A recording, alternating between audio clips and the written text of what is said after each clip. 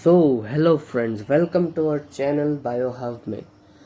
Channel का पहला video होने वाला है, तो मैं बहुत ही एक्साइटेड हूँ इस वीडियो के लिए। तो वीडियो बहुत ही धमाकेदार होने वाला है, तो वीडियो पूरे एंड तक देखना और चैनल को सपोर्ट करना। अगर वीडियो अच्छा लगा तो प्लीज़ लाइक करना, कमेंट करना एंड प्लीज़ सब्सक्राइब कर देना एंड शेयर करना वीडियो को। तो चलिए शुरू करते हैं। जैसे कि आप लोगों ने देखा ही थंबनेल, हम लोग फर्स्ट चैप्टर ह्यूमन रिप्रोडक्शन से स्टार्ट करेंगे। चैप्टर शुरू करने से पहले मैं कुछ बातें आप लोगों से करना चाहता हूँ। चैप्टर थोड़ा बड़ा है, इसलिए मैं इस वन शॉट को भी 2-3 पार्ट में डिवाइड करके आप लोगों को दूंगा। आप लोगों के लिए बहुत ही ईजी होगा। और अगर कंटेंट अच्छा लगा तो प्लीज़ एक कमेंट करना एंड चैनल को प्लीज़ शेयर एंड सब्सक्राइब करना, ठीक है। आप हमारे टेलीग्राम चैनल से नोट डाउनलोड कर सकते हैं। टेलीग्राम चैनल का जो QR कोड है मैं आपको स्लाइड के लास्ट में प्रोवाइड करूँगा और डिस्क्रिप्शन में इसका लिंक भी प्रोवाइड कर दूँगा। आप लोग नोट्स टेलीग्राम चैनल से डाउनलोड कर सकते हैं। तो बेसिकली आप लोगों ने देखा ही होगा नीट 2025 का पेपर कैसा गया। पेपर बहुत ही कॉन्सेप्चुअल था। मुझे लगता है कि अपकमिंग ईयर्स में जो पेपर आने वाला है बहुत ही कॉन्सेप्चुअल आने वाला है। तो आप लोगों को 30 to 40% out of NCERT concept building के लिए पढ़ना पड़ेगा, ठीक है। इस चैप्टर में ज़्यादा पढ़ना पड़ेगा और दूसरे चैप्टर में थोड़ा कम पढ़ना पड़ेगा, 20 to 30%, बट पढ़ना तो पड़ेगा आउट ऑफ NCERT कॉन्सेप्ट क्लियरेशन के लिए, ठीक है। मैं जो जो प्रोवाइड करूँगा आप लोग सिर्फ वही पढ़ना, वही एग्ज़ाम में आएगा। तो चलिए इस चैप्टर स्टार्ट करते हैं। तो पहले हम बेसिक डेफिनेशन से स्टार्ट करेंगे। What is reproduction? Reproduction is the process by which new organisms are created from existing ones. जो एग्जिस्टिंग ऑर्गेनिजम्स है उनसे एक न्यू ऑर्गेनिजम्स का जो प्रोडक्शन का जो प्रोसेस है, इसको हम लोग रिप्रोडक्शन बोलते हैं। रिप्रोडक्शन का इम्पोर्टेंस क्या है? रिप्रोडक्शन की इम्पोर्टेंस है continuation of life and survival of species, ठीक है, याद रखना। तो रिप्रोडक्शन दो टाइप का होता है, asexual reproduction and sexual reproduction. Asexual reproduction क्या है?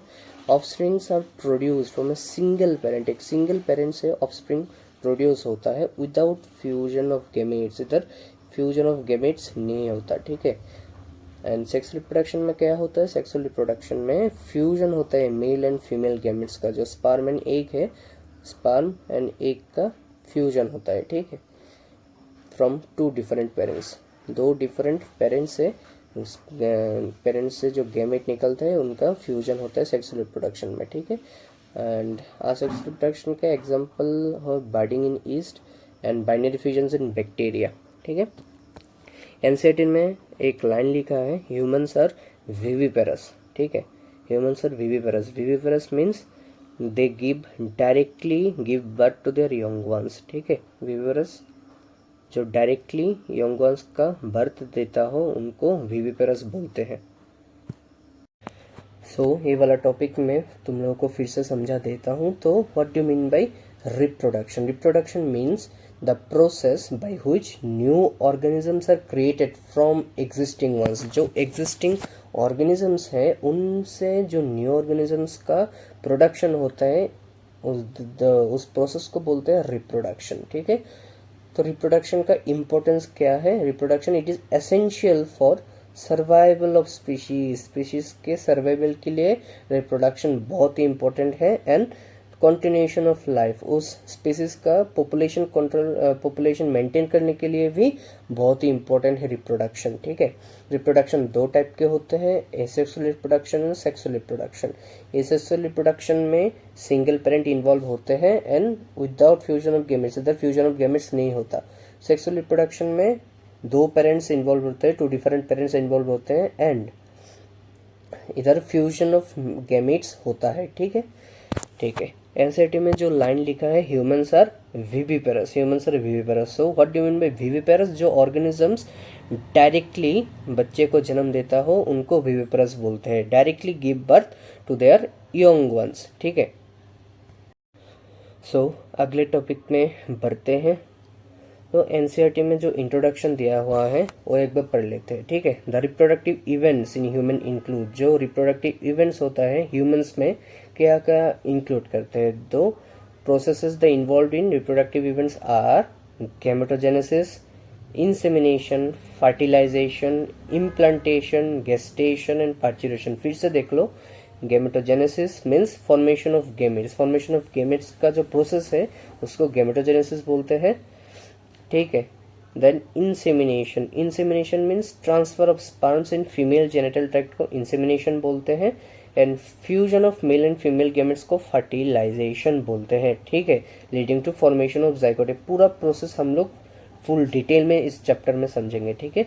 This is followed by formation and development of blastocyst, सब कुछ हम लोग समझेंगे। Its attachment to the uterine wall called implantation, इस ब्लास्टोसिस्ट का यूटेराइन के वॉल में जो अटैचमेंट होता है इसको हम लोग इम्प्लांटेशन बोलते हैं, ठीक है। सब प्रोसेस हम लोग डिटेल में समझेंगे, ठीक है। एम्ब्रियोनिक डेवलपमेंट, जिसको गेस्टेशन पीरियड बोलते हैं, जो 9 मंथ्स का होता है गेस्टेशन पीरियड, जहाँ पर एम्ब्रियो का डेवलपमेंट होता है, इसको गेस्टेशन पीरियड बोलते हैं। And delivery of baby, delivery of baby को हम लोग पार्च्यूरेशन बोलते हैं, ठीक है। सब 1 2 3 4 5 6 सब प्रोसेस को हम लोग बारी बारीकी से डिटेल में इस चैप्टर में समझेंगे, ठीक है।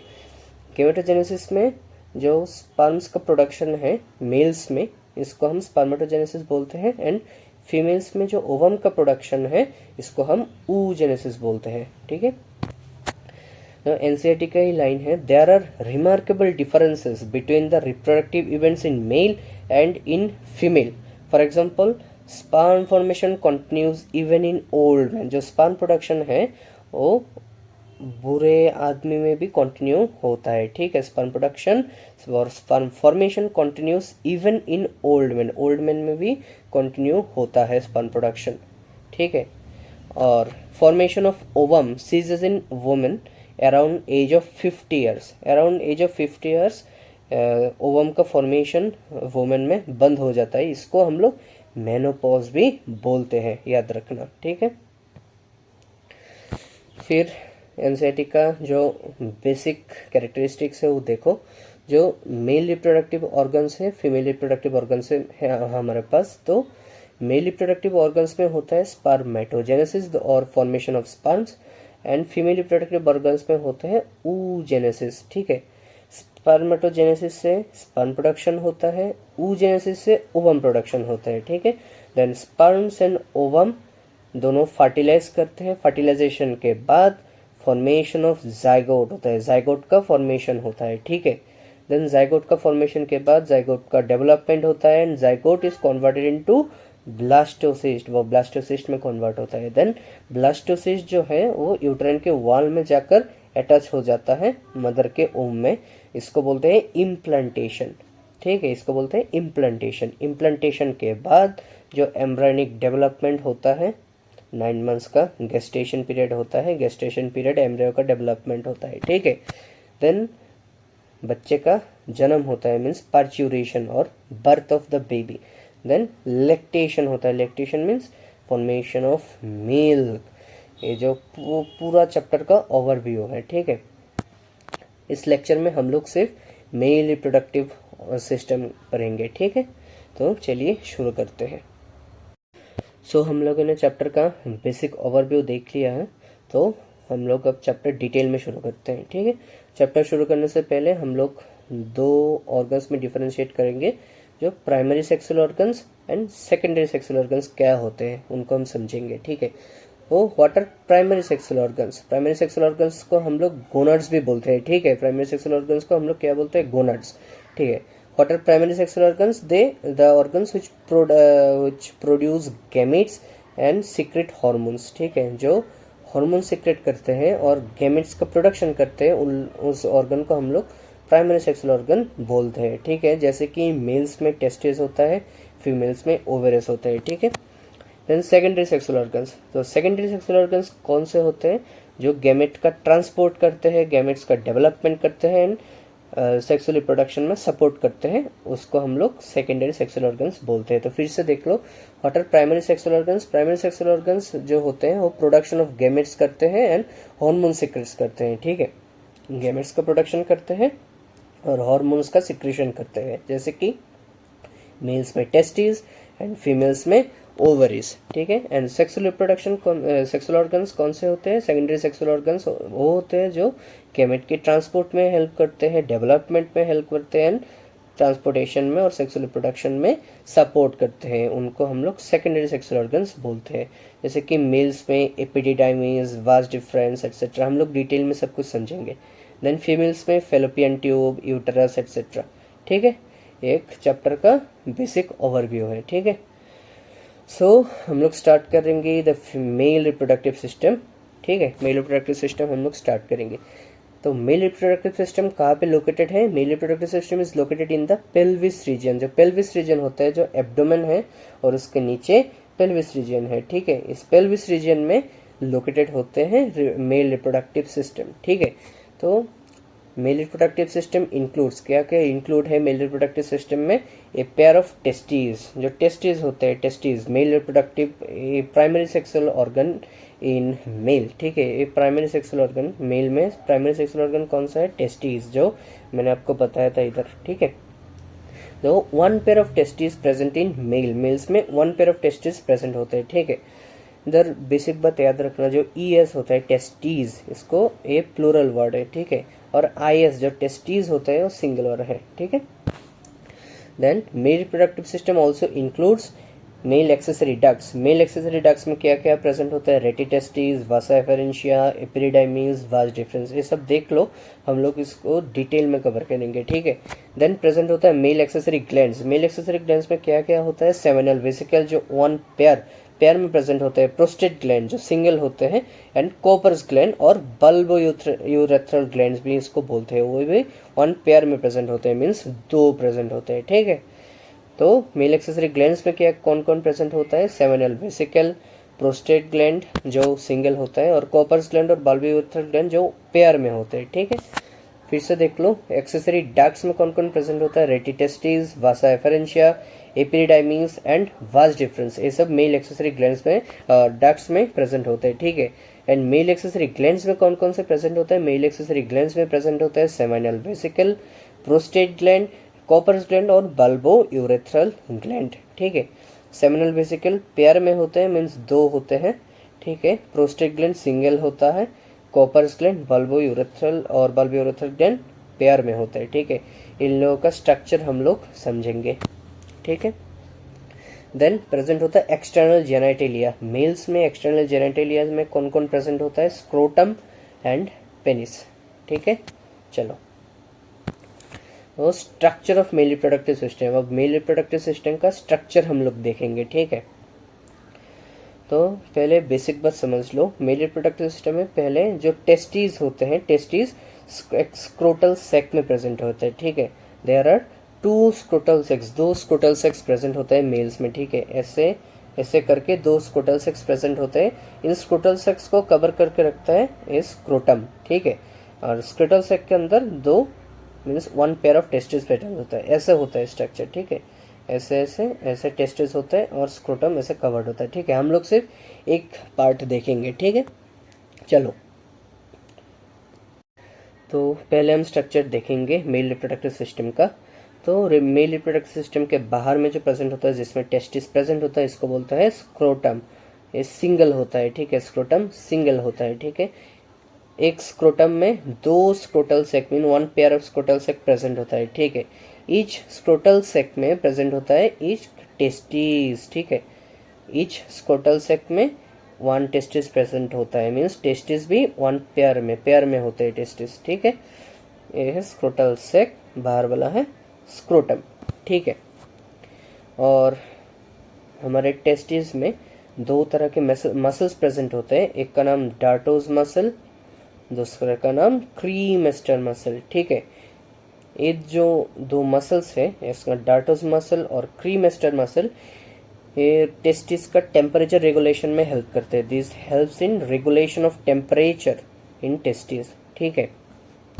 देन टेस्टिस को एब्डोमिनल कैविटी से जो कनेक्ट करके रखता है, उसको हम लोग बोलते हैं इंगुइनल कैनाल। जो टेस्टिस को एब्डोमिनल कैविटी से कनेक्ट करके रखता है, उसको बोलते हैं हम लोग इंगुइनल कैनल, ठीक है। और टेस्टिस को जो स्क्रोटल सेक से कनेक्ट करके रखता है, ज्वाइन करके रखता है, इसको हम लोग बोलते हैं गुबर्निकुलम। मैंने लिख भी रखा है, देखो, gubernaculum connects testis with scrotal sac, scrotal sac से टेस्टिस को कनेक्ट करके रखता है गुबर्निकुलम, ठीक है। Then inguinal canal, inguinal canal connects scrotum with the abdominal cavity, scrotum को एब्डोमिनल कैविटी से कनेक्ट करके रखता है इंग्विनल कैनल, ठीक है। देन इंग्विनल कैनल के थ्रू एक गुच्छा, एक नर्व कॉर्ड्स और सब लोगों का गुच्छा प्रेजेंट होता है इसके अंदर, इसको हम बोलते हैं स्पर्मेटिक कॉर्ड, ठीक है। स्पर्मेटिक कॉर्ड में क्या क्या होता है, उसमें वास डिफरेंस प्रेजेंट होता है, वास डिफरेंस प्रेजेंट होता है, क्रीमेस्टर मसल प्रेजेंट होता है, रहा क्रीमेस्टर मसल प्रेजेंट होता है, artery, veins, lymph vessels, nerves etcetera, बहुत कुछ प्रेजेंट होता है, सब कुछ बंडल्स में प्रेजेंट होता है, गुच्छा में प्रेजेंट होता है, इसको इसलिए हम लोग इसको स्पर्मेटिक कॉर्ड बोलते हैं, ठीक है। तो टेस्टिस के पोस्टीरियर पोर्शन में, मीन्स आगे के पोर्शन में प्रेजेंट होता है एपिडिडाइमिस, ठीक है। एपिडिडाइमिस के नीचे से टेल के पोर्शन से निकलता है वास डिफरेंस, हम लोग डिटेल में सब कुछ समझेंगे, ठीक है। तो टेस्टिस के पोस्टीरियर पोर्शन में प्रेजेंट होता है एपिडिडाइमिस, ठीक है। एपिडिडाइमिस के नीचे से मीन्स टेल पोर्शन से निकलता है वास डिफरेंस, तो वास डिफरेंस स्पर्मेटिक कॉर्ड के थ्रू निकलता है, एब्डोमिनल कैविटी के ऊपर जाता है, फिर एक सोलन पोर्शन बनाता है और प्रोड्यूस करते हैं, इसको बोलते हैं एम्प्यूला। एनसीईआरटी में एम्प्यूला नहीं दिया हुआ है, ठीक है, तो यह ध्यान रखना। एपिडिडाइमिस के टेल पोर्शन से निकलता है vas deferens, vas deferens abdominal cavity के ऊपर जाता है, जाके एक सोलन पोर्शन बनाता है, इसको बोलते हैं एम्प्यूला। तो एम्प्यूला क्या करता है, ampulla primary stores sperms, sperms का प्राइमरी स्टोरेज करता है एम्प्यूला, ठीक है। तो ये वाला पोर्शन है, हम लोग दूसरे स्लाइड में समझेंगे। ये वाला स्ट्रक्चर फिर से समझ लो।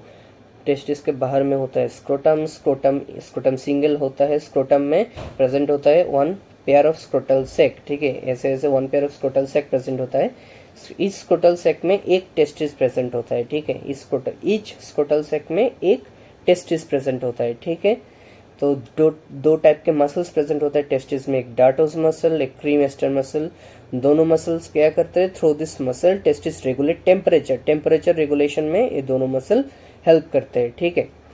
फिर स्क्रोटम को एब्डोमिनल कैविटी से कौन कनेक्ट करके रखता है, कौन जोड़ के रखता है, इंग्विनल कैनल जोड़ के रखता है, ठीक है। और टेस्टिस को स्क्रोटल सेक से कौन जोड़ के रखता है, गुबर्निकुलम जोड़ के रखता है, ठीक है।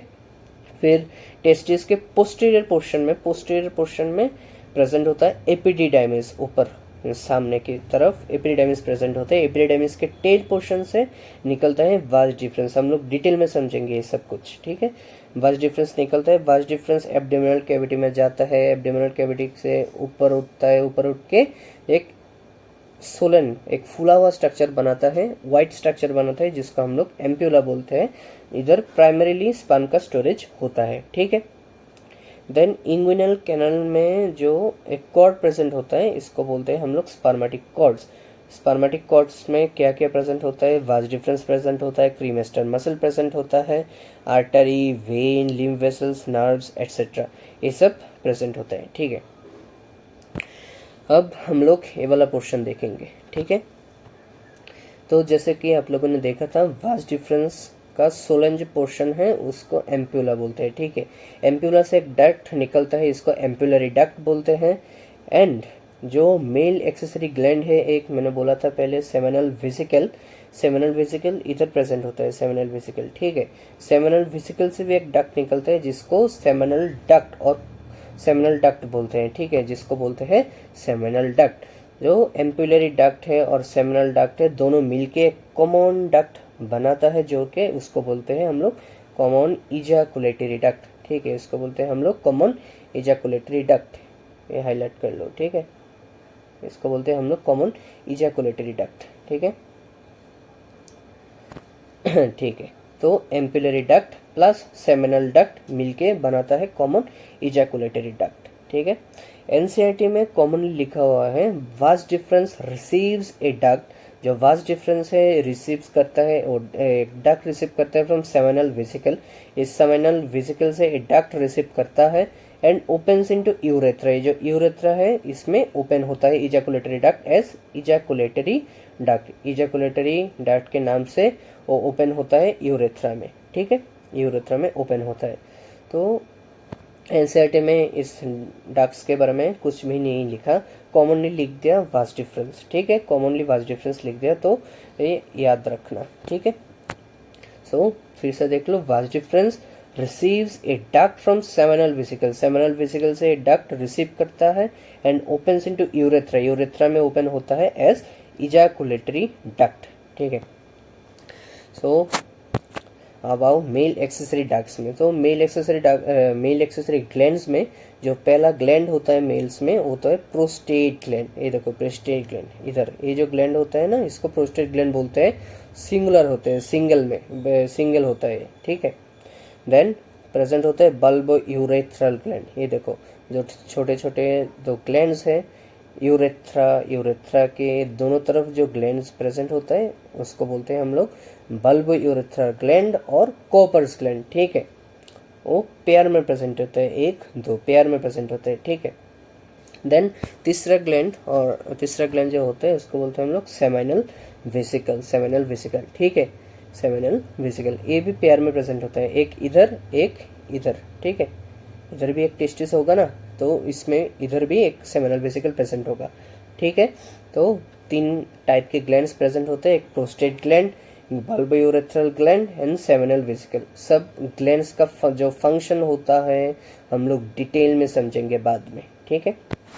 देन यूरेथ्रा के दोनों तरफ एक मसल प्रेजेंट होता है जिसको हम लोग बोलते हैं कॉर्पस स्पॉन्जियोसम। एक सिंगल मसल प्रेजेंट होता है यूरेथ्रा के चारों तरफ, ऐसे यूरेथ्रा के चारों तरफ प्रेजेंट होता है जिसको हम लोग बोलते हैं कॉर्पस स्पॉन्जियोसम, ठीक है। देन यूरेथ्रा के दोनों तरफ 2 मसल्स प्रेजेंट होते हैं, सिलिंड्रिकल मसल्स प्रेजेंट होते हैं, ऐसे सिलिंड्रिकल मसल्स प्रेजेंट होते हैं जिसको हम लोग बोलते हैं कॉर्पस कैवर्नोसम, ठीक है, कॉर्पस कैवर्नोसम। ये 1 पेयर में होता है, मीन्स 2 होता है, 1 2, ठीक है। देन जो कॉर्पस स्पॉन्जियोसम है, ये मसल होता है कॉर्पस स्पॉन्जियोसम, वो आगे जाके फूल जाता है, एक सोलन पोर्शन बनाता है, उसको एनलार्ज्ड पोर्शन बनाता है जिसको हम लोग ग्लैंस पेनिस बोलते हैं। और शाइनी पोर्शन होता है, ये जो पोर्शन है वो शाइन करता है, शाइनी पोर्शन होता है, इसको हम लोग ग्लैंस पेनिस बोलते हैं, ठीक है।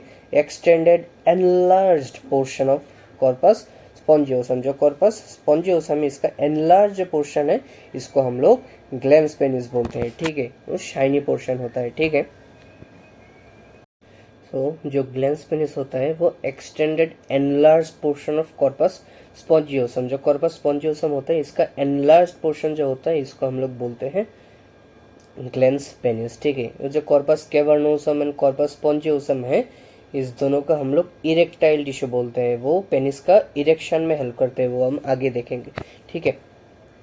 एंड जो ओपनिंग होता है यूरेथ्रा का, इसको हम लोग यूरेथ्रल मीएटस बोलते हैं, ठीक है। ओपनिंग ऑफ यूरेथ्रा के ओपनिंग को हम लोग यूरेथ्रल मीएटस होते हैं। तो यूरेथ्रा से मेल्स में यूरिन भी पास होता है, स्पर्म्स भी पास होता है, ठीक है। इसलिए यूरेथ्रा को हम लोग यूरिनोजेनिटल डक्ट भी बोलते हैं, यूरिनोजेनिटल डक्ट भी बोलते हैं, ठीक है। यूरेथ्रा को हम लोग यूरिनोजेनिटल डक्ट भी बोलते हैं। किस लिए बोलते हैं? इसलिए बोलते हैं क्योंकि इसमें से यूरिन और स्पर्म दोनों निकलते हैं, ठीक है, दोनों पास होते हैं। So the opening of urethra, जो ओपनिंग है यूरेथ्रा का, इसको हम लोग यूरेथ्रल मीएटस बोलते हैं, ठीक है। एंड जो ग्लैंस पेनिस है, इस ग्लैंस पेनिस का जो कवर रिट्रैक्टल कवर है, रिट्रैक्टल जो आगे पीछे हो सकता है, रिट्रैक्टल कवर है और लूज फोल्ड ऑफ स्किन है, रिट्रैक्टल स्किन है, इसको हम लोग बोलते हैं प्रीप्यूज और फोर स्किन, ठीक है। इसको हम लोग बोलते हैं प्रीप्यूज और फोर स्किन बोलते हैं, जो कवर्स ग्लैंस पेनिस जो होते हैं, ग्लैंस पेनिस को कवर करके रखता है, इसको हम लोग फोर स्किन और प्रीप्यूज बोलते हैं, ठीक है। ये रिट्रैक्टल स्ट्रक्चर है, रिट्रैक्टल जो आगे पीछे हो सकता है, ठीक है, आगे पीछे हो सकता है। And loose fold of skin, loose fold of skin, ये एनसीईआरटी का लाइन है, एनसीईआरटी का वर्ड है लूज फोल्ड ऑफ स्किन, ये याद रखना, लूज फोल्ड ऑफ स्किन, इसको हम बोलते हैं प्रीप्यूज और फोर स्किन, जो कवर करता है ग्लैंस पेनिस को, ठीक है। तो फिर से देख लो, मेल्स में 3 टाइप के एक्सेसरी ग्लैंड्स होते हैं, एक प्रोस्टेट ग्लैंड, एक bulb urethral Cowper's gland and seminal vesicle, ठीक है। सेमिनल वेसिकल का जो डक्ट है और एम्पुलरी डक्ट है, एम्पुला का जो डक्ट है, एम्पुलरी डक्ट, दोनों मिलके एक कॉमन डक्ट बनाता है, उसको हम लोग बोलते हैं कॉमन इजैकुलेटरी डक्ट। एनसीईआरटी में सिर्फ वास्ट डिफरेंस से कॉमनली वास्ट डिफरेंस लिख दिया, तो vas deferens receives a duct from seminal vesicle and opens into urethra as ejaculatory duct, बस, ठीक है। जो यूरेथ्रा है ओरिजिनेट कहाँ से होता है, यूरिनरी ब्लैडर से, यूरिनरी ब्लैडर से यूरेथ्रा ओरिजिनेट होता है, ठीक है। तो यूरेथ्रा के सराउंड जो मसल प्रेजेंट होता है और टिश्यू प्रेजेंट होता है, इसको हम लोग बोलते हैं कॉर्पस स्पॉन्जियोसम, जो टिश्यू प्रेजेंट होता है इसको हम लोग बोलते हैं कॉर्पस स्पॉन्जियोसम, ठीक है। एंड जो सिलिंड्रिकल मसल्स टिश्यू प्रेजेंट होता है इसको हम लोग बोलते हैं कॉर्पस कैवर्नोसा, जो पेयर में होते हैं, ठीक है। दोनों मिलके इरेक्टाइल टिश्यू बनाता है एंड पेनिस के इरेक्शन में हेल्प करते हैं, जो हम आगे देखेंगे, ठीक है। देन यूरेथ्रा की ओपनिंग को हम लोग बोलते हैं यूरेथ्रल मिएटस। देन जो कॉर्पस स्पॉन्जियोसम है वो आगे जाके एक एनलार्ज्ड शाइनी पोर्शन बनाता है, उसको हम लोग बोलते हैं ग्लैंस पेनिस, ठीक है। शाइनी पोर्शन होता है, एनलार्ज्ड पोर्शन होता है कॉर्पस स्पॉन्जियोसम का, ठीक है। जो ग्लैंस पेनिस को कवर करके रखता है एक लूज फोल्ड ऑफ टिश्यू और लूज फोल्ड ऑफ स्किन, उसको हम लोग बोलते हैं प्रीप्यूज ऑफ और फोर स्किन बोलते हैं, प्रीप्यूज बोलते हैं और फोर स्किन बोलते हैं। ये रिट्रैक्टाइल होता है, आगे पीछे हो सकता है एंड कवर करता है ग्लैंस पेनिस को, ठीक है। चलो अब आगे चलते हैं।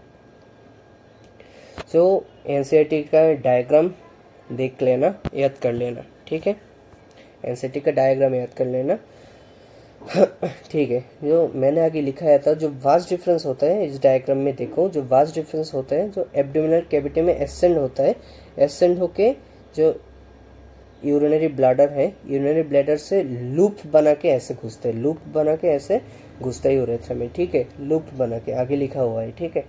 तो ये देख लेना, ठीक है। ये वाला पोर्शन हम लोग स्ट्रक्चर ऑफ टेस्टिस में देखेंगे, इंटरनल स्ट्रक्चर में ये सब देखेंगे, ठीक है। तो देख लेना, फोर स्किन भी हो गया, ग्लैंस पेनिस भी हो गया, testis, urethra, bulb urethral gland, prostate gland, seminal vesicle, urinary bladder, ureter देख लेना। देन वास डिफरेंस, ठीक है। तो ये डायग्राम आप लोग खुद से देख लेना, ठीक है। चलो, तो अब हम लोग आ गए हैं टेस्टिस के स्ट्रक्चर में, ठीक है। टेस्टिस के बारे में हम लोग पढ़ेंगे, ठीक है। तो टेस्टिस का लोकेशन कहाँ पर होता है, location outside the abdominal cavity, abdominal cavity के बाहर होता है टेस्टिस, इसको एक्स्ट्रा एब्डोमिनल बोलते हैं, ठीक है। विद इन ए पाउच, एक पाउच में प्रेजेंट होता है, जिसको हम लोग स्क्रोटम बोलते हैं, ठीक है। मैंने पहले भी बताया था, इसको हम लोग स्क्रोटम भी बोलते हैं, ठीक है। तो स्क्रोटम क्या करता है, scrotum helps in maintaining the lower temperature of the testis, means testis का लोअर टेम्परेचर किस लिए चाहिए, स्पर्म प्रोडक्शन के लिए, ठीक है। स्पर्म प्रोडक्शन के लिए लोअर टेम्परेचर चाहिए, लोअर टेम्परेचर। तो ये लोअर टेम्परेचर कौन मेंटेन करता है, स्क्रोटम मेंटेन करता है। तो कितना लोअर चाहिए, 2 to 2.5 डिग्री सेल्सियस लोअर चाहिए than normal internal body temperature. Normal जो इंटरनल बॉडी टेम्परेचर है वो 37 डिग्री सेल्सियस होता है। इस 37 डिग्री सेल्सियस से 2 to 2.5 डिग्री सेल्सियस लोअर चाहिए for the production of sperms, ठीक है। जो स्क्रोटम होता है वो क्या करता है, maintain the lower temperature of the testis, जो टेस्टिस का टेम्परेचर, लोअर टेम्परेचर वो मेंटेन करता है स्क्रोटम, ठीक है।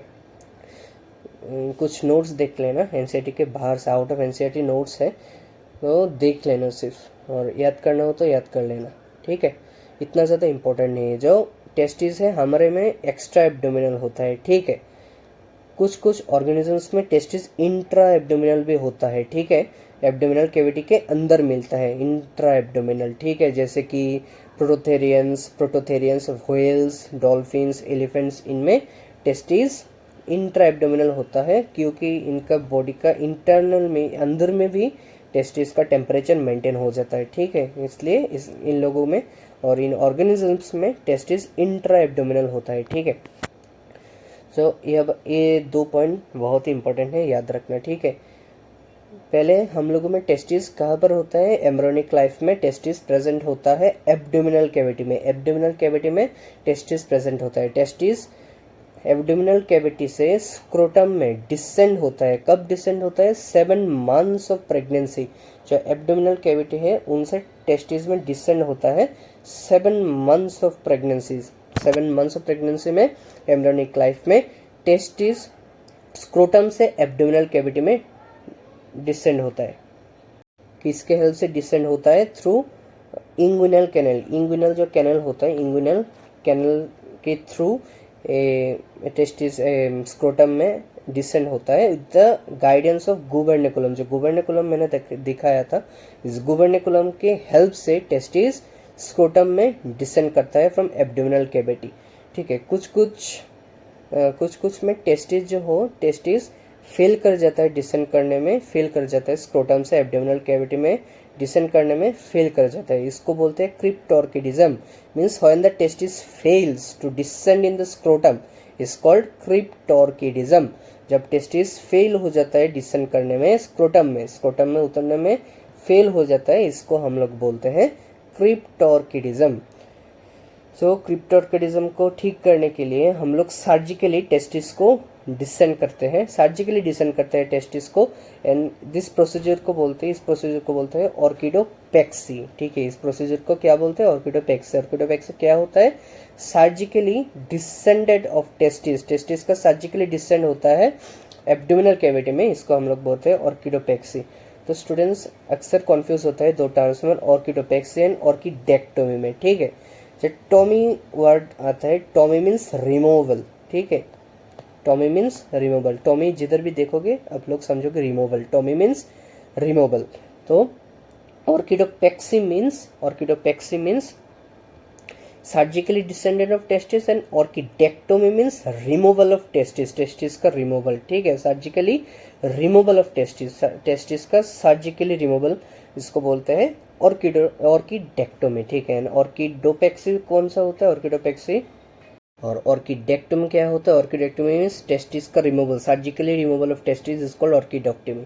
जो बुल्स होते हैं, बुल्स, उनका टेस्टोस्टेरोन लेवल लो करने के लिए और मेलनेस रिड्यूस करने के लिए और एग्रेसिवनेस रिड्यूस करने के लिए ऑर्किडेक्टोमी करते हैं। इस ऑर्किडेक्टोमी को हम लोग कस्ट्रेशन भी बोलते हैं बुल की केस में। सो बुल्स के केस में हम लोग क्या करते हैं? टेस्टिस को सर्जिकली रिमूव कर देते हैं, इसको हम लोग कस्ट्रेशन बोलते हैं। Perform to reduce maleness in bulls. Bulls में जो मेलनेस होता है इसको रिड्यूस करने के लिए हम लोग इस प्रोसेस को परफॉर्म करते हैं, जिसको कस्ट्रेशन बोलते हैं। ठीक है, देन क्या क्या डिसऑर्डर्स है रिलेटेड टू टेस्टिस। टेस्टिस के रिलेटेड क्या क्या डिसऑर्डर्स है, ये सिर्फ देख के रख लो, इतना इंपॉर्टेंट नहीं है। ठीक है, जो इंग्विनल हर्निया होता है, a condition in which soft tissue bulges through a weak point in the abdominal muscle. Abdominal muscle में एक वीक पॉइंट के थ्रू जब कोई भी सॉफ्ट टिश्यू बल्ज इन मीन्स जो एब्डोमिनल कैविटी है उनसे बल्ज इन मीन्स अंदर घुस जाता है कुछ सॉफ्ट टिश्यू, इसमें बहुत ज़्यादा पेन होता है, इनको बोलते हैं इंग्विनल हार्निया। इस कंडीशन को बोलते हैं inguinal hernia, a condition in which soft tissue bulges through a weak point in the abdominal muscle.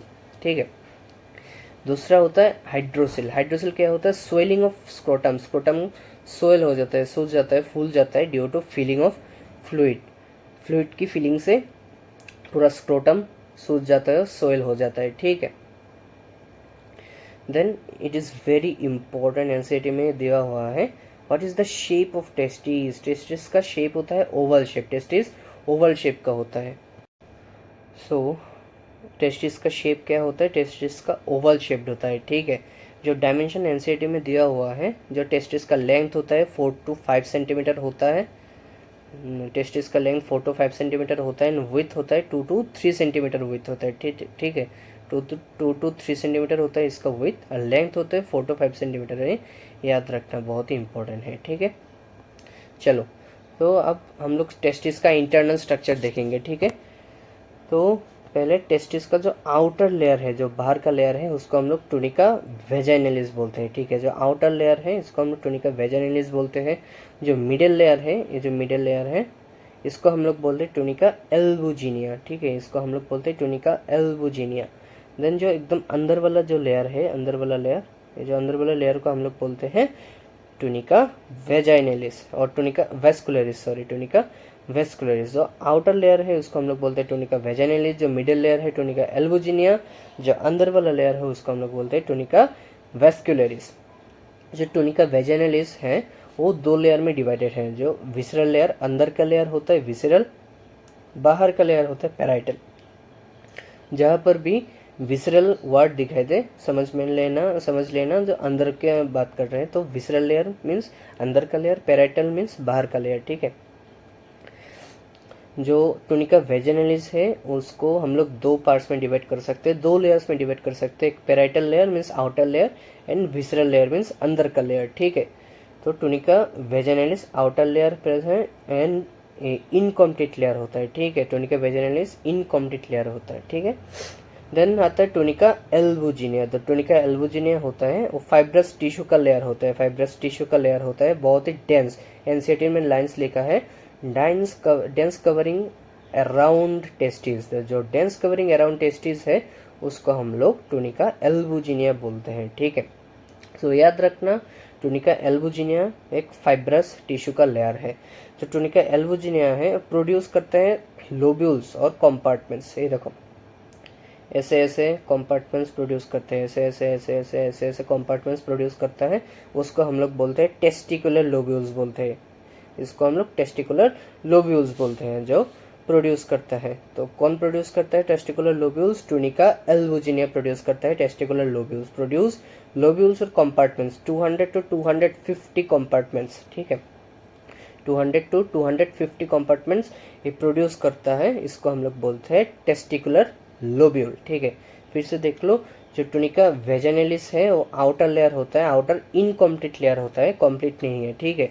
इसका बाहर का लेयर को पैराइटल लेयर बोलते हैं, अंदर के लेयर को विसरल लेयर बोलते हैं, ठीक है।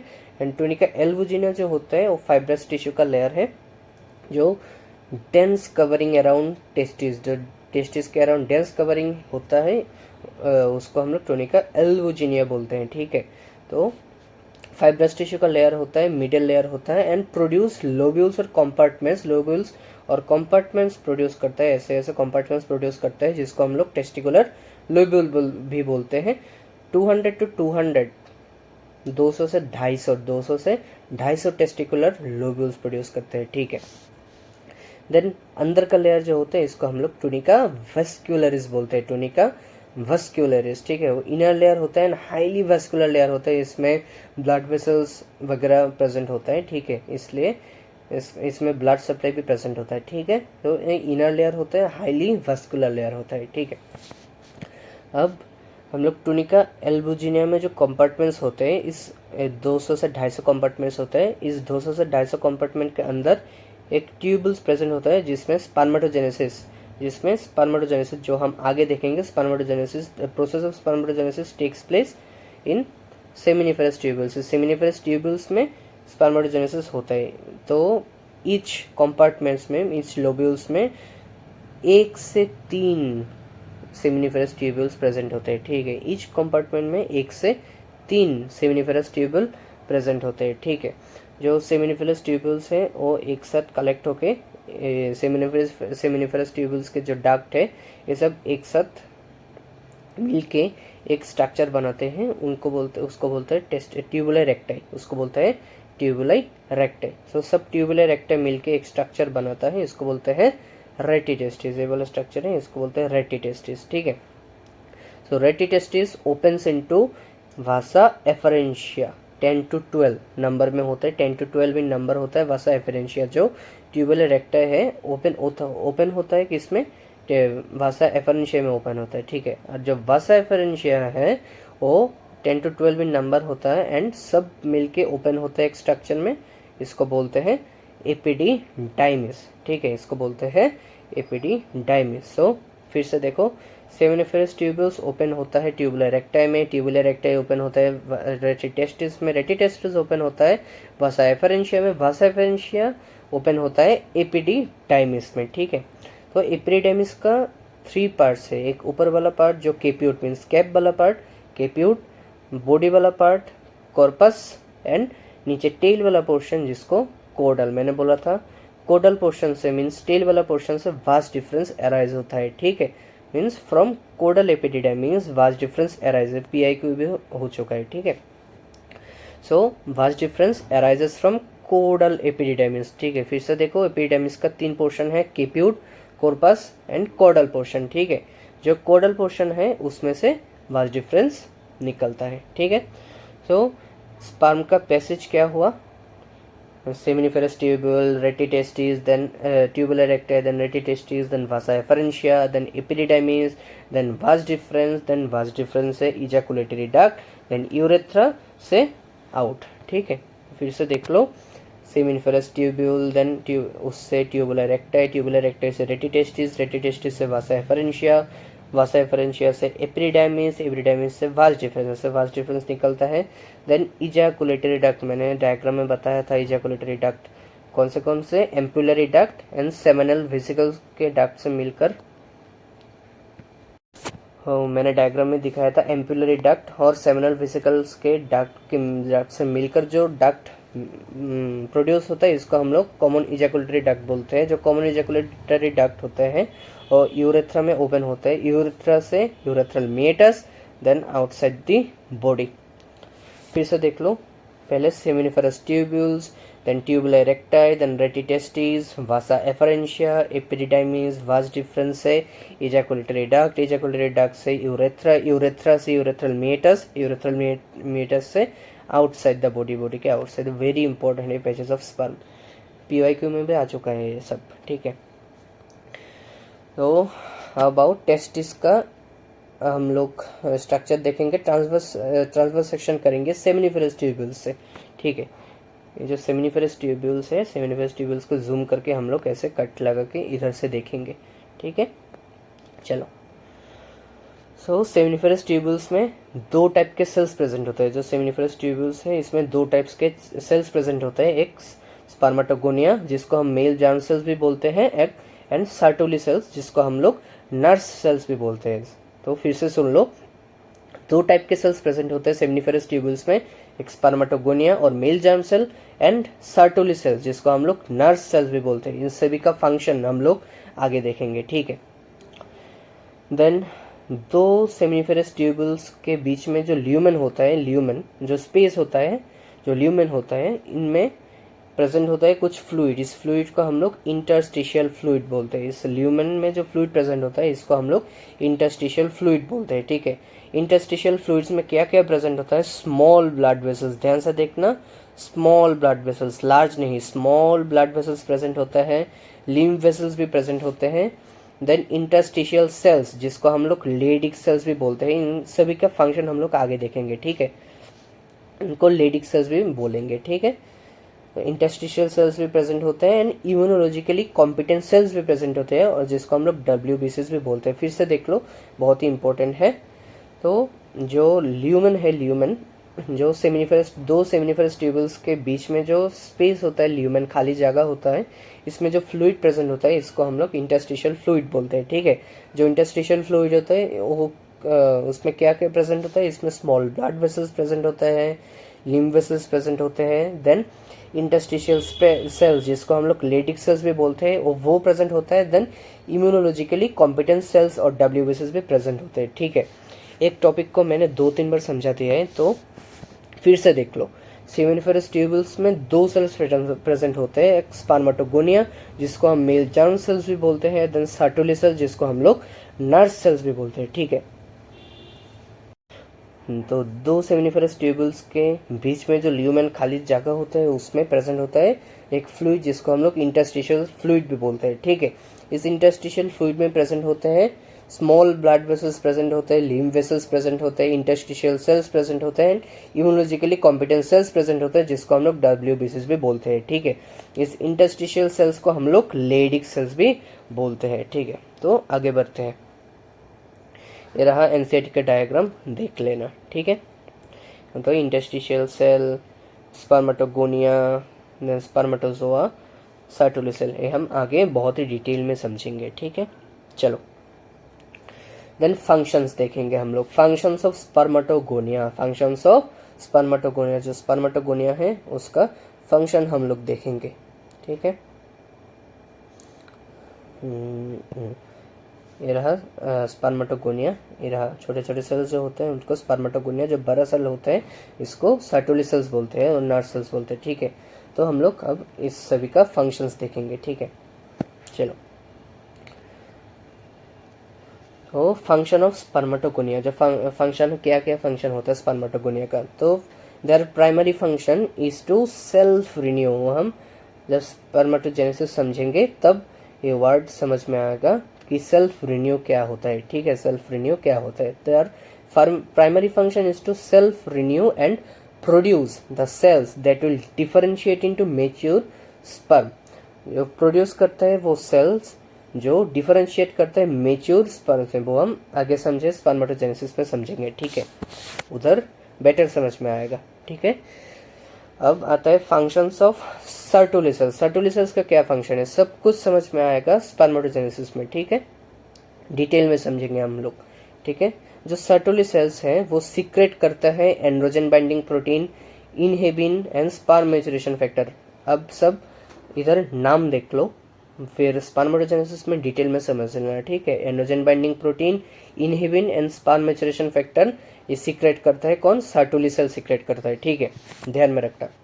They provide nourishment, nourishment provide करता है डेवलपिंग जर्म सेल्स में, जर्म सेल्स को, मीन्स जो स्पर्मेटोगोनिया है उसको नरिशमेंट प्रोवाइड करता है। नरिशमेंट प्रोवाइड करता है कौन, सर्टोली सेल्स प्रोवाइड करते हैं जर्म सेल्स को। ठीक है, and maintain blood testis barrier, जो मैंने बोला था ब्लड टेस्टिस बैरियर को मेंटेन करता है। वो देखो मैंने बोला था इधर टूनिका वेस्कुलरिस का लेयर होता है, इसमें हाईली वेस्कुलर होता है, मींस ब्लड वेसल्स का सप्लाई होता है।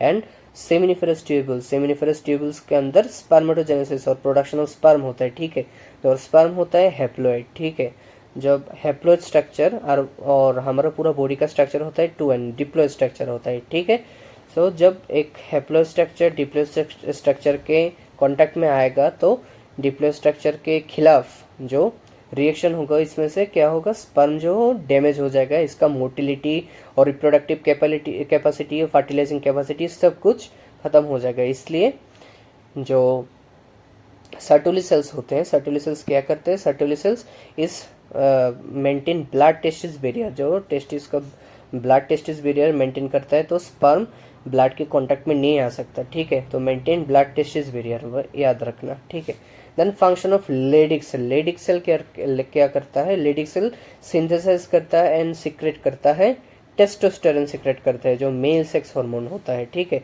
सीक्रेट एंड्रोजन, एंड्रोजन का एक टाइप होता है टेस्टोस्टेरोन। ठीक है, एंड्रोजन एक बड़ा ग्रुप है, उसमें से एक छोटा सा केमिकल है टेस्टोस्टेरोन। ठीक है, तो याद रखना लेडिक सेल क्या करता है, सिंथेसाइज एंड सीक्रेट करता है एंड्रोजन, स्पेशली टेस्टोस्टेरोन सीक्रेट करता है। तो पूरा स्पर्मेटोजेनेसिस में हम लोग ये सब डिटेल में समझेंगे। फिर चलो एनसीईआरटी के कुछ लाइंस देख लो। एनसीईआरटी में लिखा हुआ है that seminiferous tubules of the testis open into vasa efferentia, जो हमने देखा था थ्रू रेटी टेस्टिस, रेटी टेस्टिस के थ्रू वासा एफरेंशिया में ओपन होता है कौन, सेमिनिफेरस ट्यूब्यूल, जो हमने पैसेज ऑफ स्पर्म में देखा था। ठीक है, तो seminiferous tubule of testis opens into vasa efferentia, Vasa efferentia में ओपन होता है थ्रू रेटी टेस्टिस के थ्रू। ठीक है, the Vasa efferentia leave the testis, testis को लीव करता है, छोड़ता है, एंड ओपन इनटू एपिडिडाइमिस, जो मैंने पहले समझाया था। ठीक है, डिटेल में समझाया था। Vasa efferentia leave the testis, testis को लीव करता है, ऐसे ऐसे स्ट्रक्चर्स लीव करता है, देन ऐसे होके एपिडिडाइमिस आता है। ठीक है, then the testis and open into epididymis, epididymis में ओपन होता है। ठीक है, सो एपिडिडाइमिस के बारे में कुछ जानने से पहले एक एनसीईआरटी का लाइन देख लो, जो सेमिनिफेरस ट्यूब्यूल्स होता है जो हाईली कॉइल स्ट्रक्चर होता है, हाईली कॉइल, एनसीईआरटी में लिखा हुआ है हाईली कॉइल, याद रखना। ठीक है, seminiferous tubules highly coil structure होता है। ठीक है, मैंने एपिडिडाइमिस के बारे में हम लोग समझेंगे। एपिडिडाइमिस कहाँ पर लोकेटेड होता है, जो मैंने पहले भी बोला था, पोस्टीरियर सरफेस ऑफ टेस्टिस, जो टेस्टिस होता है टेस्टिस की, जो टेस्टिस होता है टेस्टिस के पोस्टीरियर सरफेस से ऐसे निकलते हैं, पोस्टीरियर सरफेस में एपिडिडाइमिस रहता है, लोकेटेड होता है, ठीक है। Posterior surface of testis, testis के पोस्टीरियर सरफेस में रहता है, ठीक है। वो हाईली कॉइल स्ट्रक्चर होता है, ठीक है। It acts as reservoir for sperm, जो स्पर्म होता है स्पर्म के स्टोरेज में हेल्प करता है, मेच्योरेशन में हेल्प करता है, ठीक है।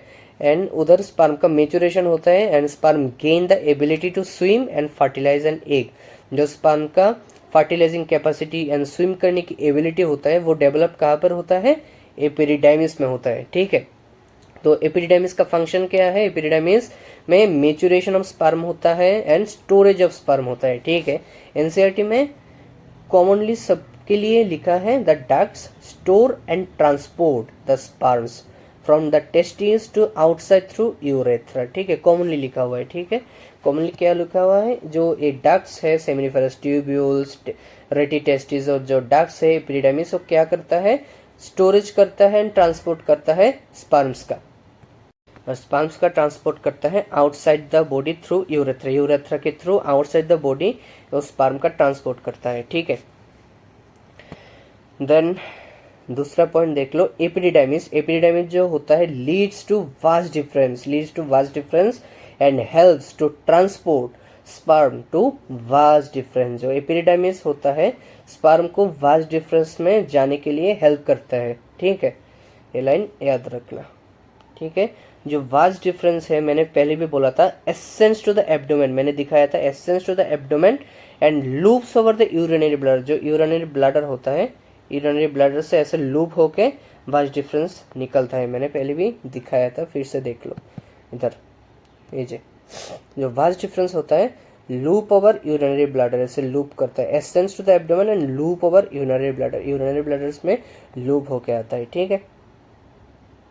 चलो, तो ascends to the abdomen, abdomen में एसेंस होता है and loops over urinary bladder, urinary bladder से लूप होके यूरेथ्रा में ओपन होता है, ठीक है। ये बहुत ही इंपॉर्टेंट लाइन है एनसीईआरटी का, याद रखना, ठीक है। देन यूरेथ्रा, जो यूरेथ्रा होता है मैंने पहले भी बोला था ओरिजिनेट कहाँ से होता है, यूरिनरी ब्लडर से ओरिजिनेट होता है, originates from urinary bladder and extends through the penis, penis से थ्रू एक्सटेंड होता है and to its external opening to urethral meatus, urethral meatus तक एक्सटेंड होता है यूरेथ्रा। तो फिर से देख लो, यूरेथ्रा ओरिजिनेट्स, ओरिजिनेट कहाँ से होता है, यूरिनरी ब्लैडर से ओरिजिनेट होता है एंड एक्सटेंड्स, एक्सटेंड करता है थ्रू द पेनिस, पेनिस के थ्रू एक्सटेंड करता है, पूरे पेनिस के थ्रू एक्सटेंड करता है अप टू कहाँ तक, यूरेथ्रल मेटस तक एक्सटेंड करता है, एक्सटर्नल ओपनिंग तक एक्सटेंड करता है, ठीक है।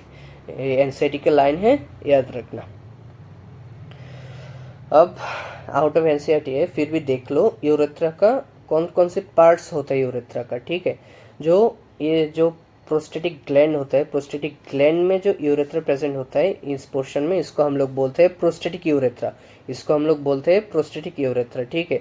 जो बल्ब यूरेथ्रल ग्लैंड्स में जो प्रेजेंट होता है इतना सा पोर्शन, इसको हम लोग बोलते हैं मेम्ब्रेनस यूरेथ्रा, इसको हम लोग बोलते हैं मेम्ब्रेनस यूरेथ्रा। एंड जो पेनिस के थ्रू, पूरा पेनिस में जो यूरेथ्रा प्रेजेंट होता है इसको हम लोग बोलते हैं पिनाइल यूरेथ्रा और बल्बस यूरेथ्रा, ध्यान में रखना। फिर से बता दे रहा हूँ, जो प्रोस्टेटिक ग्लैंड में प्रेजेंट होता है, जो पोर्शन में प्रेजेंट होता है इसको बोलते हैं प्रोस्टेटिक यूरेथ्रा। जो बल्ब यूरेथ्रल ग्लैंड की पोर्शन में प्रेजेंट होता है इसको बोलते हैं मेम्ब्रेनस यूरेथ्रा। एंड जो पेनिस के पोर्शन में प्रेजेंट होता है इसको हम लोग पिनाइल यूरेथ्रा बोलते हैं और बल्बस यूरेथ्रा भी बोलते हैं। अब टेस्टिस का ट्रांसवर्स सेक्शन करेंगे, जो टेस्टिस होता है ऐसे, इसको हम लोग ऐसे कटेंगे और इधर से देखेंगे, ठीक है। ट्रांसवर्स सेक्शन ऐसे सिलेंड्रिकल स्ट्रक्चर होता है, ठीक है।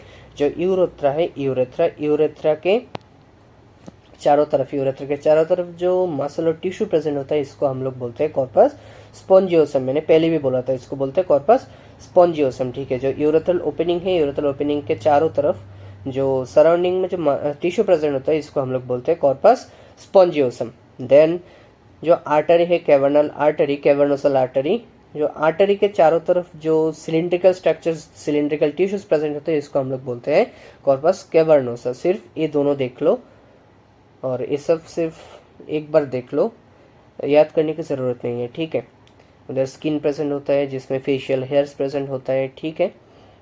Then dorsal, deep dorsal vein, superficial, superficial and dorsal deep vein, ये दो। Then dorsal artery and nerve, ये सब देख लो, याद करने की ज़रूरत नहीं है, ठीक है, इतना ज़्यादा इंपॉर्टेंट नहीं है।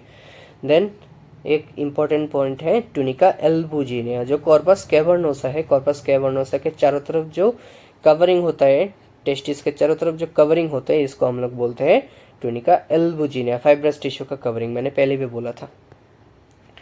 देन इरेक्शन कैसे होता है पेनिस में, आउट ऑफ एनसीईआरटी है, फिर भी देख लो, क्वेश्चन आया हुआ है इरेक्शन से, ठीक है। सो इरेक्शन ऑफ पेनिस कैसे होता है, पहले एनी स्टिमुलस, एक्सटर्नल स्टिमुलस आता है, इनिशिएट्स द प्रोसेस, कोई भी एक्सटर्नल स्टिमुलस हो, फिजिकल हो सकता है, कुछ भी हो सकता है, जो एनी एक्सटर्नल स्टिमुलस इनिशिएट करता है प्रोसेस को, ठीक है। Then the brain sends signal down the spinal cord activating the cavernous nerve, जो कैवर्नस नर्व मैंने दिखाया था, कैवर्नस नर्व को एक्टिवेट कर देता है, ठीक है। देन द कैवर्नस नर्व जो नर्व सिग्नल कॉज करता है, जो कैवर्नस नर्व के थ्रू जो नर्व सिग्नल गया है, वो नर्व सिग्नल क्या करता है, रिलीज करता है नाइट्रिक ऑक्साइड, जो एक वेसोडाइलेटर होता है, नाइट्रिक ऑक्साइड रिलीज होता है, ये वेरी इंपॉर्टेंट है, याद रखना। कौन सी गैस पेनिस की इरेक्शन में हेल्प करता है, नाइट्रिक ऑक्साइड, याद रखना है, एक वेसोडाइलेटर है, क्या करता है, relaxes the smooth muscles of blood vessel, जो ब्लड वेसल्स है उनके स्मूथ मसल्स को रिलैक्स कर देता है पेनिस के, allowing them to dilate and fill with blood, blood से पूरा भर जाता है, इसलिए the increase flow of blood, जो ब्लड का इंक्रीज फ्लो हुआ है, leads to expansion of the spongy tissues, जो corpus cavernosa and corpus spongiosum मैंने बताया था, वो इरेक्टाइल टिश्यूज है, इस टिश्यूज का एक्सपेंशन हो जाता है, एक्सपेंशन होने से पेनिस का इरेक्शन होता है। फिर से देख लो, जो इन स्टिमुलस, कुछ भी स्टिमुलस चलेगा, जो कोई भी स्टिमुलस आता है वो क्या करता है, ब्रेन को सिग्नल देता है, ब्रेन क्या करता है, ब्रेन इस स्टिमुलस के थ्रू ब्रेन क्या करते हैं, सिग्नल सेंड करता है, कैवर्नस नर्व में सिग्नल्स पहुंचाता है, जो कैवर्नस नर्व है वो क्या करता है, नाइट्रिक ऑक्साइड रिलीज करता है, नाइट्रिक ऑक्साइड क्या करता है, स्मूथ मसल्स, ब्लड वेसल्स के जो स्मूथ मसल्स है इसको डायलेट कर देता है, डायलेट करने से क्या होता है, ब्लड का फ्लो इंक्रीज होता है, ब्लड का फ्लो इंक्रीज होने से क्या होगा, जो कॉर्पस कैवर्नोसा कॉर्पस स्पॉन्जियोसम जो स्पॉन्जिस टिश्यूज है, तो उसका एक्सपेंशन हो जाता है, एक्सपेंशन होने से क्या होता है, इरेक्शन ऑफ पेनिस होता है, ठीक है। चलो आगे बढ़ते हैं, अब देखेंगे द मेल एक्सेसरी ग्लैंड्स, कौन कौन से ग्लैंड्स मेल्स में प्रेजेंट होते हैं, मैंने पहले भी बताया था, seminal vesicle, prostate gland and Cowper's gland और बल्बो यूरेथ्रल ग्लैंड। जो सेमिनल वेसिकल से वन पेयर में होते हैं, प्रोस्टेट ग्लैंड सिंगल होता है, कॉपर्स ग्लैंड पेयर में होता है, ठीक है। अब इन सभी का फंक्शंस एक एक करके देख लो, ठीक है, बहुत ही इंपॉर्टेंट है फंक्शंस, ठीक है। जो सेमिनल वेसिकल्स होते हैं, जो फ्लूइड रिलीज करता है seminal vesicle, makeup 50 to 80% of the siemens volume, जो सीमेन होता है, सीमेन का 50 to 80% वॉल्यूम कौन रिजर्व करता है, सेमिनल वेसिकल का फ्लूइड, जो इसको हम सेमिनल फ्लूइड भी बोलते हैं, सेमिनल वेसिकल का फ्लूइड 50 to 80% सीमेन का वॉल्यूम कवर कर लेता है, ठीक है। इस फ्लूइड में क्या क्या प्रेजेंट होता है, इसमें फ्रक्टोज प्रेजेंट होता है, फ्रक्टोज क्या करता है, प्रोवाइड एनर्जी, स्पर्म को एनर्जी प्रोवाइड करता है, ठीक है। तो फीमेल के वेजिना में फ्रक्टोज प्रेजेंट नहीं होता, इसलिए फ्रक्टोज को हम लोग रेप केस में इंडिकेटर भी बोल सकते हैं, ठीक है, रेप केस में इंडिकेटर भी बोल सकते हैं फ्रक्टोज को, ठीक है। फ्रक्टोज क्या करता है, प्रोवाइड करता है एनर्जी, स्पर्म को एनर्जी प्रोवाइड करता है। देन सेमिनल फ्लूइड में प्रेजेंट होता है प्रोस्टाग्लैंडिन्स, प्रोस्टाग्लैंडिन्स प्रेजेंट होता है, जो प्रोस्टाग्लैंडिन होता है, बता दे रहा हूँ, प्रोस्टाग्लैंडिन एक लोकल हार्मोन है, लोकल हार्मोन याद रखना, प्रोस्टाग्लैंडिन लोकल हार्मोन है। प्रोस्टाग्लैंडिन क्या करता है, माइल्ड कॉन्ट्रैक्शन करता है, माइल्ड कॉन्ट्रैक्शन से क्या होता है, यूटेरस में माइल्ड कॉन्ट्रैक्शन करेगा, माइल्ड कॉन्ट्रैक्शन से स्पर्म की मोटिलिटी इजीली हो जाएगी, ठीक है। तो प्रोस्टाग्लैंडिन माइल्ड कॉन्ट्रैक्शन करता है यूटेरस में, तो प्रोस्टाग्लैंडिन मिलता है सेमिनल फ्लूइड में, ठीक है। देन जो सेमिनल फ्लूइड होता है वो थोड़ा सा एल्कलाइन होता है, ठीक है, अल्कलाइन होता है, बेसिक होता है, ठीक है, 7.4 होता है इसका पीएच, जिसके हेल्प से स्पर्म अलाइव रहता है वेजिना में, क्योंकि वेजिना होता है एसिडिक। सो अगर डायरेक्टली स्पर्म को हम वेजिना में डाल देंगे तो स्पर्म की मोटिलिटी, प्लाज्मा में जो स्पर्म है आगे देखेंगे हम लोग, सब कोलैप्स हो जाएगा, इसलिए स्पर्म को अलाइव रखने के लिए एल्कलाइड होना बहुत ही ज़रूरी है। तो स्पर्म को कौन मदद करता है जिंदा रहने के लिए? Alkaline fluid, alkaline nature of seminal fluid, seminal fluid का एल्कलाइन नेचर स्पर्म को वेजिना में अलाइव रखता है, ठीक है। देन इसमें प्रेजेंट होता है क्लॉटिंग फैक्टर्स जो स्पर्म को ऐसे क्लॉट करके रखता है, ठीक है। तो फिर से देख लो, सेमिनल वेसिकल्स का जो फ्लूइड है, सेमिनल फ्लूइड वो 50 to 80% कवर करता है सीमेन का वॉल्यूम। इसमें फ्रक्टोज प्रेजेंट होता है, प्रोस्टाग्लैंडिन प्रेजेंट होता है एंड क्लॉटिंग फैक्टर्स प्रेजेंट होता है। वो ये फ्लूइड एल्कलाइन नेचर का होता है, 7.4 है इसका पीएच, ठीक है। देन आता है prostate gland. Prostate gland single होता है, ठीक है, प्रोस्टेट ग्लैंड होता है सिंगल। तो जो प्रोस्टेटिक फ्लूइड होता है जो प्रोस्टेट ग्लैंड रिलीज करता है, prostatic fluid make up 20 to 25% of the semen volume. Semen का वॉल्यूम, सीमेन वॉल्यूम का 20 to 25% कवर कौन करता है? प्रोस्टेट ग्लैंड कवर करता है, ठीक है। एक मिल्की फ्लूइड होता है, मिल्की फ्लूइड होता है provide calcium and citric acid provide करते हैं। याद रखना, इतना ज़्यादा इंपॉर्टेंट नहीं है। एनसीईआरटी में सिर्फ क्या लिखा है? एनसीईआरटी में ओवरऑल तीनों का मिला के कॉमनली लिख दिया, फ्रक्टोज प्रेजेंट होता है, कैल्शियम प्रेजेंट होता है एंड सम एंजाइम्स प्रेजेंट होता है। ये सब 3 पॉइंट्स लिख दिया एनसीईआरटी में, ठीक है। एनसीईआरटी रीडिंग करते टाइम ये देख लेना, सिर्फ 3 प्रेजेंट होता है, ठीक है। मैंने डिटेल में समझा दिया आप लोगों को, कोई भी कन्फ्यूजन नहीं रहेगा, ठीक है। तो prostatic fluid make up 20 to 25% of the semen volume. Semen volume का 20 to 25% कौन कवर करता है? प्रोस्टेटिक ग्लैंड, ठीक है। एक मिल्की फ्लूइड होता है, मीन्स व्हाइट कलर का मिल्की फ्लूइड होता है, provide calcium and citric acid provide करता है। इतना डीप जाने की जरूरत नहीं है, या सिर्फ याद रखना calcium and citric acid provide करता है, ठीक है। एंड इसमें डीक्लॉटिंग फैक्टर्स, जो स्पर्म क्लॉट होता है वेजाइना में, डीक्लॉटिंग फैक्टर्स रिक्वायर होता है इसको डीक्लॉट करने में, ठीक है। वो डीक्लॉटिंग फैक्टर्स एंजाइम कहाँ पर प्रेजेंट होता है? प्रोस्टेट ग्लैंड्स में प्रेजेंट होता है, ठीक है। तो प्रोस्टेट ग्लैंड क्या प्रोवाइड करता है? Calcium and citric acid provide करता है स्पर्म को, ठीक है। एक मिल्की फ्लूइड होता है, ठीक है, एंड कवर करता है 20 to 25% of the semen volume cover करता है, ठीक है। देन आता है कोपर्स ग्लैंड और बल्बोयूरेथ्रल ग्लैंड। बल्बोयूरेथ्रल ग्लैंड पूरा एल्कलाइन फ्लूइड होता है, मेंटेन करता है alkaline pH of urethra.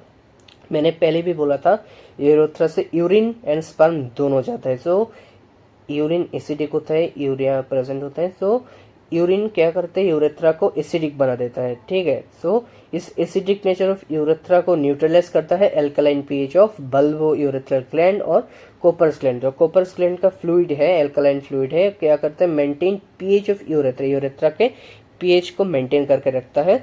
And lubrication of penis, penis का लुब्रिकेशन करते हैं। स्पर्म इजैकुलेशन के पहले पेनिस को लुब्रिकेट करके रखता है, क्योंकि दर्द नहीं हो, जो पेन नहीं होना चाहिए, इसलिए लुब्रिकेशन ऑफ पेनिस, पेनिस का लुब्रिकेशन कर देता है, ठीक है। एंड ट्रांसपोर्ट करता है, ट्रांसपेरेंट होता है, ट्रांसपेरेंट फ्लूइड होता है, ठीक है। एल्कलाइन फ्लूइड होता है एंड पूरा ट्रांसपेरेंट होता है, ठीक है। And maintain alkaline pH of urethra, urethra का एल्कलाइन पीएच को मेंटेन करके रखते हैं। तो आप लोगों को समझ में आ गया होगा ग्लैंड्स का फंक्शन क्या क्या है। अब आ जाओ सीमेन क्या है, what do you mean by semen? जो स्पर्म्स है एंड जो सेमिनल प्लाज्मा है। सेमिनल प्लाज्मा क्या है? जो इन तीनों ग्लैंड्स का जो फ्लूइड है सबको मिला के हम लोग बोल देते हैं सेमिनल प्लाज्मा, ठीक है। Fluid of male accessory gland, जो मेल एक्सेसरी ग्लैंड्स का तीनों का जो फ्लूइड है, सब फ्लूइड को कंबाइन करके हम लोग बोल देते हैं सेमिनल प्लाज्मा, ठीक है। Seminal fluid, prostatic fluid and fluid from Cowper's gland, ये जो तीनों फ्लूइड्स है इसको मिला के हम लोग बोलते देते हैं सेमिनल प्लाज्मा। तो सेमिनल प्लाज्मा प्लस स्पर्म्स दोनों के मिला के हम लोग बोलते हैं सीमेन, ठीक है। इसका पीएच एल्कलाइन होता है, सीमेन का पीएच होता है एल्कलाइन पीएच होता है, ठीक है। अब आ जाओ लास्ट टॉपिक स्पर्मेटोजेनेसिस में। स्पर्मेटोजेनेसिस के जाने से पहले हम लोग इसका हार्मोनल रेगुलेशन देखेंगे, स्पर्मेटोजेनेसिस का हार्मोनल रेगुलेशन। सो हाइपोथैलेमस होता है, ब्रेन में हाइपोथैलेमस मिलता है, हाइपोथैलेमस से जीएनआरएच रिलीज होता है। GnRH means gonadotropin releasing hormone release होता है। जो गोनाडोट्रोपिन रिलीजिंग हार्मोन है वो स्टिमुलेट करता है एंटीरियर पिट्यूटरी को, एंटीरियर पिट्यूटरी को स्टिमुलेट करता है। फिर से सुन लो, तो हाइपोथैलेमस से सीक्रेट होता है जीएनआरएच, गोनाडोट्रोपिन रिलीजिंग हार्मोन। जो गोनाडोट्रोपिन रिलीजिंग हार्मोन है वो क्या करता है? स्टिमुलेट करता है एंटीरियर पिट्यूटरी को, एंटीरियर पिट्यूटरी को स्टिमुलेट करता है। जो एंटीरियर पिट्यूटरी रिलीज करता है LH and FSH, means luteinizing hormone इंटस्ट और इसको हम इंटरस्टिशियल सेल हार्मोन भी बोलते हैं। एलएच रिलीज करता है, सीक्रेट करता है, एंड एफएसएच सीक्रेट करता है, मीन्स फोलिकल स्टिमुलेटिंग हार्मोन भी सीक्रेट करता है। फिर से सुन लो, तो जीएनआरएच है और स्टिमुलेट करता है, एंटीरियर पिट्यूटरी को स्टिमुलेट करता है, एंटीरियर पिट्यूटरी फिर से सीक्रेट करता है LH and FSH, luteinizing hormone and follicle stimulating hormone. ठीक है, ल्यूटिलाइजिंग हार्मोन और इंटरस्टिशियल सेल हार्मोन क्या करता है, लेडिक सेल जो हम लोगों ने पहले देखा था, लेडिक सेल का फंक्शन क्या था, वो टेस्टोस्टेरोन रिलीज करता है। कैसे रिलीज करता है, एलएच की वजह से। एलएच क्या करता है, लेडिस्कल सेल को एक्टिवेट कर देता है, स्टिमुलेट कर देता है, स्टिमुलेट करता है टू रिलीज करने के लिए, क्या रिलीज करने के लिए, टेस्टोस्टेरोन, एंड्रोजन रिलीज करने के लिए, स्पेशली टेस्टोस्टेरोन रिलीज करने के लिए इसको स्टिमुलेट करता है। ठीक है, देन एफएसएच क्या करता है, फोलिकल स्टिमुलेटिंग हार्मोन क्या करता है, वो एक्टिवेट करता है सार्टोली सेल्स को एक्टिवेट करता है। सार्टोली सेल्स स्टिमुलेट होने के बाद क्या रिलीज करता है, ABP, androgen binding protein, inhibin and sperm maturation factor release करता है। ठीक है, अब हम लोग एक एक करके सब लोगों का फंक्शन देखेंगे, स्पर्मेटोजेनेसिस के में कॉम्बाइन देखेंगे। ठीक है, तो और स्पर्मेटोजेनेसिस कहाँ पर होता है, आप लोगों को पता है, सेमिनिफेरस ट्यूब्यूल्स में। मैंने पहले भी बोला था, सेमिनिफेरस ट्यूब्यूल्स में स्पर्मेटोजेनेसिस होता है। ठीक है, फिर से देख लो, हाइपोथैलेमस से जीएनआरएच रिलीज होता है, जीएनआरएच एंटीरियर पिट्यूटरी को स्टिमुलेट करता है to release LH and FSH. Then LH and FSH stimulate Leydig cell to release testosterone, and FSH stimulates Sertoli cell to release androgen binding protein, inhibin and sperm maturation factor. चलो आगे बढ़ते हैं। जो testosterone Leydig cell से release हुआ and सार्टोली cell से जो androgen binding protein release हुआ, दोनों बाइंड करते हैं।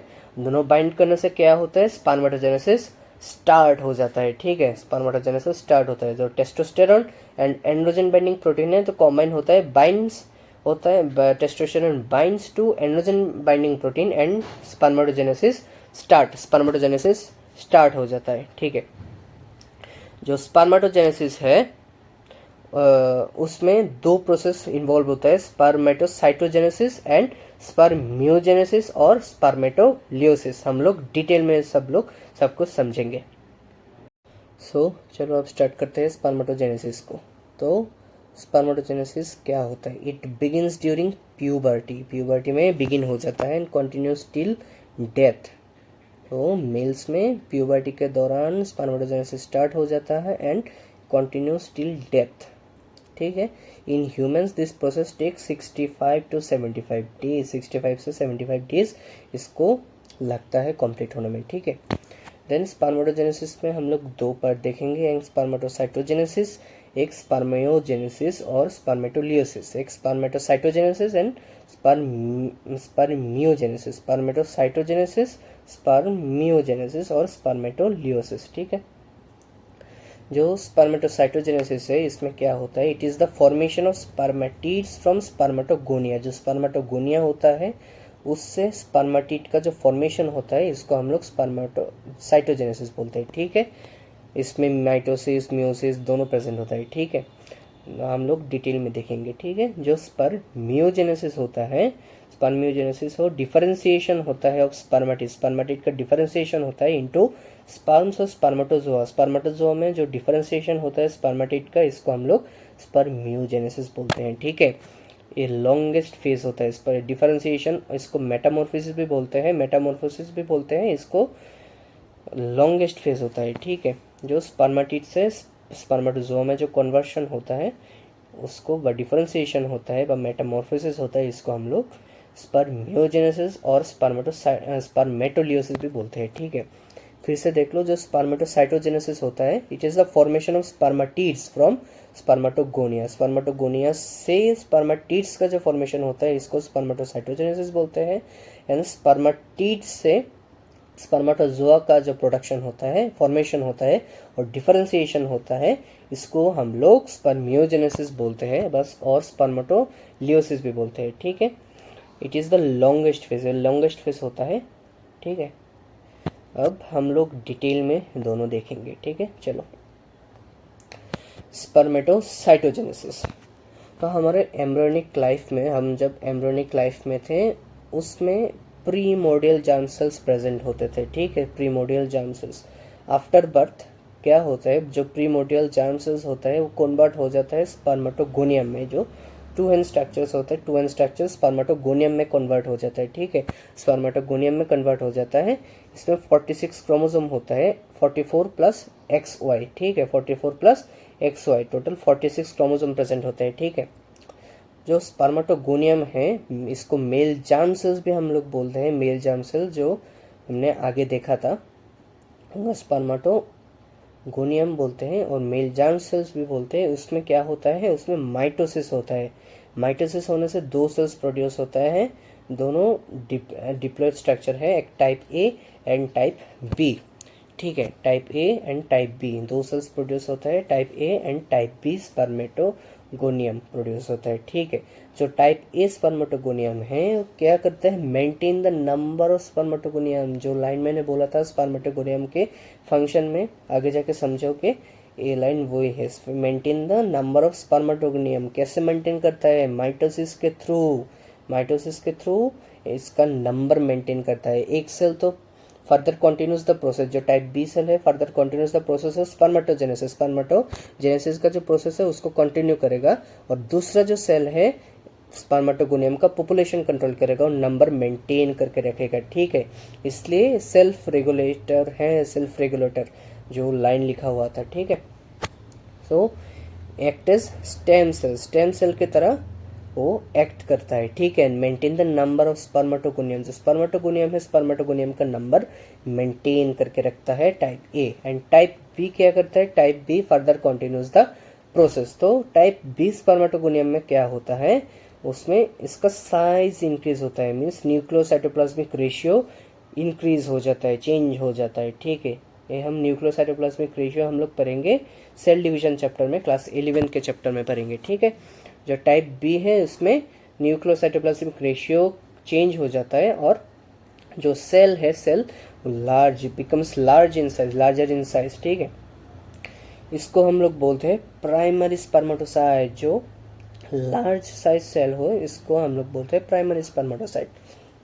प्राइमरी स्पर्मेटोसाइट में होता है म्यूसिस, म्यूसिस स्टार्ट होता है, मीन्स रिडक्शनल डिवीजन। म्यूसिस एक रिडक्शनल डिवीजन होता है, ठीक है, रिडक्शनल डिवीजन होता है म्यूसिस, ठीक है। रिडक्शनल डिवीजन स्टार्ट हो जाता है किसमें, प्राइमरी स्पर्मेटोसाइट में। जो प्राइमरी स्पर्मेटोसाइट है उसमें म्यूसिस 1 होता है, म्यूसिस 1 होने से दो हैप्लॉइड सेल्स प्रोड्यूस होता है, इसको हम लोग बोलते हैं secondary spermatocyte. So primary spermatocyte secondary spermatocyte में कन्वर्ट हो जाता है, ठीक है। जो सेकेंडरी स्पर्मेटोसाइट है इसमें होता है म्यूसिस 2, म्यूसिस सेकेंड होता है, तो म्यूसिस सेकेंड होने से क्या होता है, वो लोग कन्वर्ट हो जाता है स्पर्मेटिड्स में, ठीक है। सो एक सेकेंडरी स्पर्मेटोसाइट से दो स्पर्मेटिड का प्रोडक्शन फॉर्मेशन होता है, ठीक है। सो याद रखना, ठीक है। Each secondary spermatocyte is converted into 2 spermatids, ठीक है। स्पर्मेटिड्स का फॉर्मेशन होता है किससे, सेकेंडरी स्पर्मेटोसाइट से, ठीक है। तो प्राइमरी स्पर्मेटोसाइट्स में म्यूसिस 1 होता है, म्यूसिस 1 होने से कन्वर्ट हो जाता है सेकेंडरी स्पर्मेटोसाइट। सेकेंडरी स्पर्मेटोसाइट में म्यूसिस 2 होता है, म्यूसिस 2 होने से कन्वर्ट हो जाता है स्पर्मेटिड्स में, ठीक है। जो सेकेंडरी स्पर्मेटोसाइट होते हैं वो हैप्लॉइड स्ट्रक्चर होते हैं, मीन्स उसमें 23 क्रोमोसोम्स होते हैं, 22 प्लस एक्स भी हो सकता है, 22 प्लस वाई भी हो सकता है, ठीक है। अब आ जाओ सर्टोली सेल में जो हमने पढ़ा था SMF, स्पर्म मैच्योरेशन फैक्टर, इसका फंक्शन हम लोग इसमें समझेंगे, ठीक है।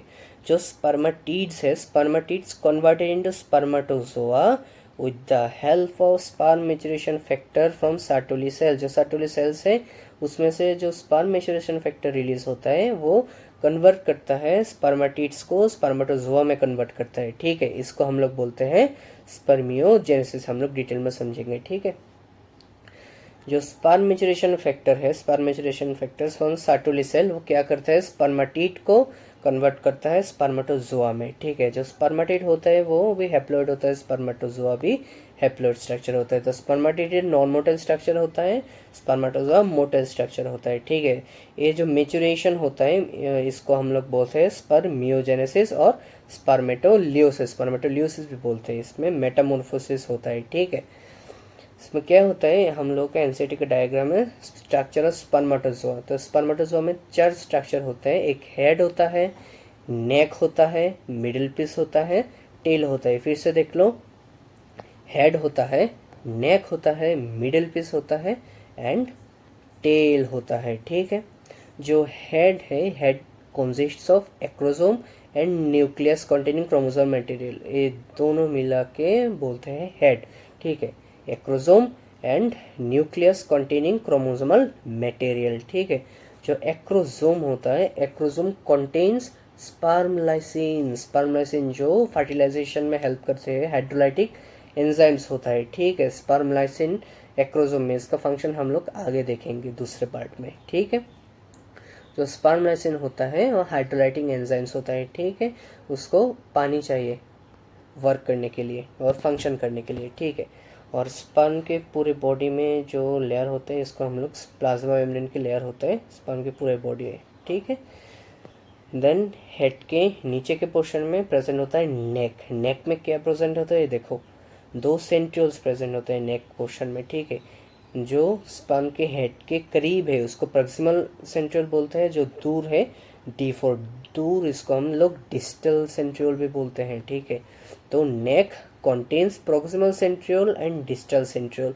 जो प्रॉक्सिमल सेंट्रियोल होता है ऊपर वाला, वो क्या करता है, proximal centriole helps in fertilization, जो हम आगे देखेंगे। ठीक है, और जो डिस्टल सेंट्रियोल होता है, distal centriole form axial filament. जो एक्सियल फिलामेंट है, जो एक्सियल फिलामेंट है टेल पोर्शन के एक्सियल फिलामेंट को फॉर्मेशन के लिए हेल्प करता है कौन, डिस्टल सेंट्रियोल हेल्प करता है। ठीक है, और जो एक्सेल फिलामेंट है उसमें 9+2 अरेंजमेंट होता है, वो वे हम सेल डिविजन सेल चैप्टर में पढ़ेंगे क्लास 11 के। ठीक है, देन जो डिस्टल सेंट्रियोल है उससे फॉर्मेशन होता है एक्सेल फिलामेंट का, एक्सेल फिलामेंट का फॉर्मेशन होता है और टेल के मूवमेंट में हेल्प करता है। ठीक है, देन आता है मिडल पीस। मिडल पीस में क्या होता है, middle piece contains mitochondria. Mitochondria contain करता है मिडल पीस।